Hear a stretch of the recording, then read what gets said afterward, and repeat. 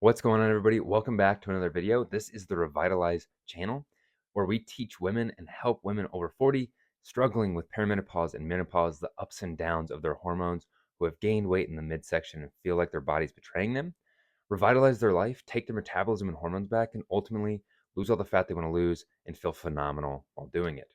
My name's Tyler, and I became a nutrition coach specifically for you, for the woman over 40, because my mom went through these same exact struggles all the way up until she developed early onset dementia. And I was too late to help her, unfortunately. So I'm making it my life mission to get back into the game and help you, because you deserve to have the life you want through midlife and beyond, instead of going through some terrible hormone changes and losing your way. Now, today, you obviously read the title of the video. That's why you're here. We're covering stress, or otherwise known as cortisol, the stress hormone, and how to manage it for easier and faster fat loss. Diving right into it, let's understand cortisol a little bit first. Cortisol is simply just the stress hormone. It gets released in fight or flight, it gets released in the morning. It just kind of is what wakes you up during the day or when you have a stress response. Cortisol is not bad. Cortisol is very necessary to day-to-day functions, but too much of it is a bad thing. And that is probably where you're at if you feel like your cortisol and your stress is just too high and you're watching this video to manage. Now, what actually increases cortisol? First, simply just living, waking up in the morning. So when you wake up, cortisol naturally spikes up pretty quickly during the morning. That's to help, wake you up, kickstart your day, and get the brain moving and grooving, right? So it's going to go up pretty high, not too high, hopefully for you. And then throughout the day, it's going to start going down and then level out and slowly just kind of decrease until cortisol should be at its lowest right before you go to sleep. But what else can actually increase your cortisol or spike it day to day? Well, anything that really creates a stress response, a fight or flight response, any stressful situations you may run into, anxiety, your kid's not texting you back, any stress in your body from working out to not eating enough food to fuel, all can be a stress response and can increase your cortisol. Now, it's not going to spike like it does early in the morning, but it will, keep it elevated more so than you might like. Now, I said cortisol was not a bad thing, and it is not. It is extremely necessary. It's a hormone in your body for a reason.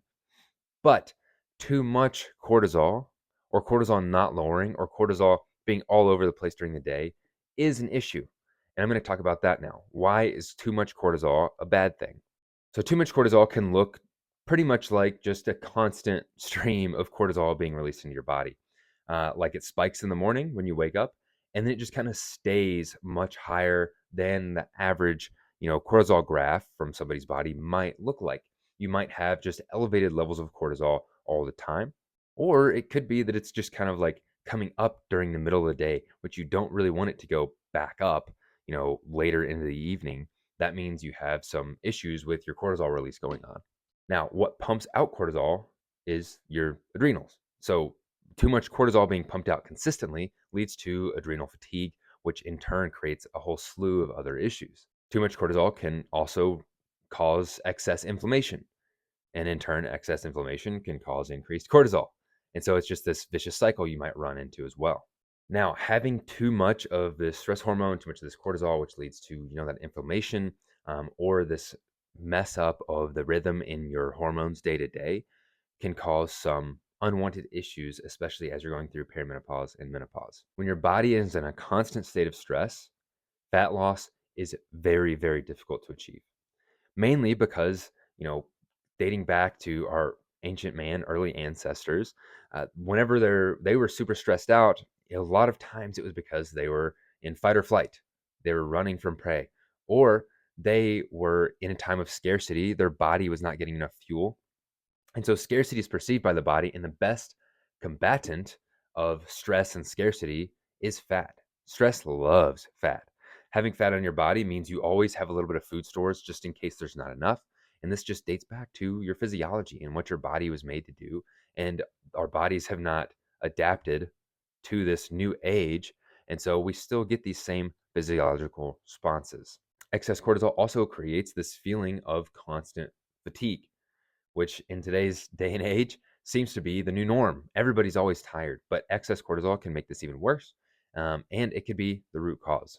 It's also going to, even more so than going through these hormone changes, it's going to throw your hormones all out of whack. And excess cortisol, excess stress is going to make you crave more foods like sugar that you know you probably shouldn't have. Now you might be thinking, well, I'm just a stressed person. I'm just always stressed. I'm just anxious. That's just who I am. I can't control it. There's nothing I can do about it. Well, I'm here to say no. That's not the thinking and the thought process you should have. You can control it and you need to do something about it. Because not only is it just going to affect your fat loss, you're not going to be able to lose the fat that you might want to lose. It's also going to cause so many issues in terms of your hormones and your brain health down the road. And both of those things directly contribute to your happiness in midlife and beyond. And I'm assuming that you actually want to be happy in the second half of your life. Which brings us to, how can you actually manage your cortisol? How can you manage your stress in order to see the results you want to see and feel fantastic? Now, everything I talk about in this section, I've actually created an entire cortisol and de-stressing guide for. If you want that, I went ahead and linked that in the description. So go down there, download that guide, and you'll get everything I talk about here and then some, just to have with you all the time so you don't have to come back and reference this video constantly. The first thing in managing stress or the cortisol hormone is pretty much what everybody thinks about, is that self-care. And, a lot of times self-care can be looked at and seen as like, self-care. Okay, yeah, let me put on my fuzzy aloe socks, get a cup of tea, and listen to my favorite podcast while I close my eyes, right? That can be seem really like up in the air, like, oh my gosh, yeah, self-care, whatever.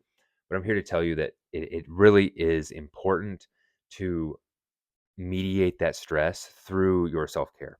And it doesn't have to take a long time. It can be 5 minutes, 1 day, 2 days, 3 days a week, every single day during the week. You need that me time, especially if you're a mom or you have been a mom for a long time and you've put everybody in front of yourself, taking your kids to practice, making everybody dinner, making sure the chores get done from your kids, making sure your husband is happy. If you've been taking care of everybody other than yourself for years, you need this more than anything. I can tell you from experience with my clients, they've put everybody in front of them. It's time to prioritize your health, because you cannot be the best version of yourself, the best mom you can be, without a little bit of priority for you. Please, if you take anything from this video, take that away and start prioritizing your own health. So, to self care, I said take 5 minutes. Do what makes you happy and clears your head, whatever that is. If it is exercise, if it's like running or lifting or whatever, you can make it that your self care, but you need to make sure you're not overdoing it, because that is actually another stressor on the body, albeit a good stress as long as you're able to recover. But some things that you might be able to do: have a cup of tea and sit out in the sun, take a warm bath, sit down for 5 minutes, clear your head, and read your favorite book. Do some breath work, meditate, whatever you like to do. Start there, 5 minutes, 2, 3 days a week if you can. The next thing seems counterintuitive to fat loss, but it's going to be eating enough food for your body. So many women over 40 going through hormone changes that I talked to, they went through the diet culture phase of the early 2000s, 2010s. A lot of them don't eat enough food to actually fuel their body. And you might be thinking, well, I'm overweight. I need to lose weight. Obviously, I'm eating too much. You might not be. Because if you're not eating enough food to fuel your body, some things like metabolic adaptation happen, which I talk about in other videos. You're going to check those out. But your maintenance calories might be closer to 1,800, 2,000 calories a day. You're only eating 1,300, 1,400 calories a day. Your body's not functioning as optimally as it could. And so that is a stress response. Cortisol is being elevated because your body's not getting the fuel it needs. It has to pare things down, mostly muscle. And that stress response is going to increase. Cortisol is going to increase because you're not giving your body enough fuel. You need to fuel your body. And this is actually the first part of REvitalize, the personal plan that I give to people and what they go through. This is in that build phase, making sure you're fueling enough, making sure you have the nutrients for your muscles, your organs, your body, your brain, to regulate your metabolism, regulate your hormones, and decrease that cortisol elevation and stress response. People do not come out of the first phase until they get this done. And when they do, they realize why it was one of the most important things we did, because it makes them feel so much better. Third, Eat your damn carbs. Eat your carbs, okay? Carbs are not bad for you. I talk about this all the time. And so many women think that carbs are bad for you. But here's the thing, the carbs that people are talking about that are bad for you, ultra processed foods and sugar, those have been shown to cause, obesity, overweight, um, change your hormones for the worse. But if you have good carbs, it does the exact opposite. Carbs are essential, especially as your hormones start changing and you're going through perimenopause and menopause. Carbohydrates help keep you energized throughout the day. 80% of the fuel you burn for energy in a day is from carbs as long as you have enough. And if you don't have enough, your body is going to break down muscle anyways and put that glucose from the broke down muscle into your bloodstream, and your blood sugar is still going to spike. So if you're not having carbs because of the blood sugar spiking, you can have good carbs and more actually regulate your blood sugar and your insulin responses. Now, the best way to have your carbs is with a protein and fiber source. So having carbs with each meal a day with a protein source, with a fiber source is going to help you a ton because it's going to help lower that blood sugar response, first of all. But then instead of the carbs kind of going up and your energy dropping because the blood sugar response drops, the protein and fiber is going to help regulate that response so it stays nice and steady until your next meal and you can continue having energy. Carbs also just naturally help lower cortisol. They do. They just do. So you need to have your carbs. Now, the final thing, and arguably the most important for a lot of people, is sleep. You need to have good sleep and sleep throughout the night if you can. And there's a lot of ways you can actually manage this. When you lack sleep, your cortisol is going to spike a lot higher. It's not going to lower as much as you need it to.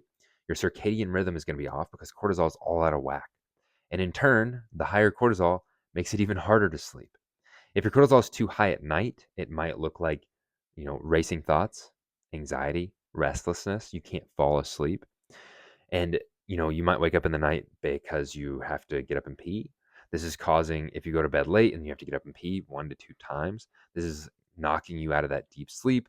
You're not getting the nice restful sleep that you need. And so cortisol is again going to increase. Now, ways to combat this. It's going to sound crazy, goes back to carbs, is actually having a carb source before bed. No, you will not get fat from eating before bed. No, those calories will not just directly turn into fat because you're not burning them off. It's going to help you a ton. And the way to do it is, again, having it with that protein and fiber source. This could go many ways. You could have some Greek yogurt with granola and berries before bed. You could have a little bit of oatmeal with some protein powder in it before bed. You could have some popcorn because it has a little bit of fiber in it with, a protein source like a beef stick or like a protein shake before bed. Whatever you like to have that's a nice carb source with a little bit of protein and fiber to, again, help that blood sugar regulation and that nice restful energy balance throughout the night.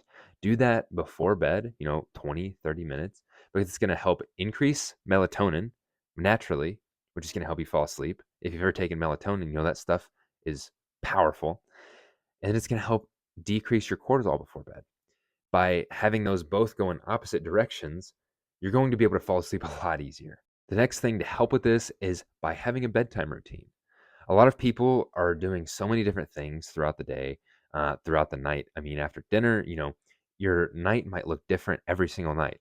One night you might go out to a late dinner, come home and just try to go to bed immediately. One night you might decide to stay up until midnight watching your favorite show with your husband. The next night you might go to bed at 9 because you're exhausted from the night before. And by having this bedtime routine all over the place, not doing the same things consistently each night, your body's not going to know what to expect. It's not going to know if it's going to sleep at 9 or if it's going to sleep at 12. And because of that, you're going to have a lot of trouble falling asleep and staying asleep consistently because it goes back to that circadian rhythm. It's going to be all out of whack. So having a bedtime routine, setting a timer at like 9:30 or 10 o'clock, being like, okay, 30 minutes, I'm going to do the same things I do every single night before bed. And that's going to help your body and brain kind of shut off and be ready to fall asleep. And then with sleep is going to be good sleep hygiene, meaning how cool is your room? Cool or hot is your room? Do you have a specific number of blankets? Is your bed soft or comfortable enough? All of that contributes. And then darkness contributes as well. How dark is your room? Is there any noise? Is there any white noise? So sleep hygiene is key. Obviously, a cooler room is going to be better, especially if you're going through these hormone changes and having hot flashes. And then having as dark of a room as possible is also super important. I personally love white noise. If you like white noise too, I'd recommend, getting like a box fan or actually getting a white noise machine, and that's going to help you sleep as well. Now, sleeping through the night comes down to, if you don't want to have to get up and use the bathroom, maybe front load all your water in the day. After dinner, just take a few little sips here and there to like quench your thirst. But if you're drinking a lot of water right before bed, you're going to get up and pee. It's inevitable. I did this for myself. I was getting up and peeing 1 to 2 times a night for a while, and I decided to stop drinking water after dinner other than just taking sips, and that really, really helped. And I also just stopped getting up to pee. If I woke up, it felt like I had to pee a little bit. I just told myself, I'm not getting up. And then your body is actually like adaptable. It gets used to that and stops waking you up to use the bathroom. And so by doing those two things, you can stop waking up so much to pee in the middle of the night. That is the best way to manage cortisol and stress. Now, it probably sounds a little simpler than it needs to, but it really is. It really is just regulating your body, regulating your hormones, your metabolism, regulating your sleep in order to take that stress off of you so you can relax, so you can turn your brain off and manage that cortisol response in your body. Now, I really, really hope this video helps you, because there's no reason you should be going through life dealing with excess cortisol, stress, and anxiety, especially just because you're going through perimenopause and menopause and your hormones are changing and you don't know how to deal with it and you feel like your body's betraying you. You should have a wonderful life in midlife and beyond. And that's what REvitalize and I am here to help with.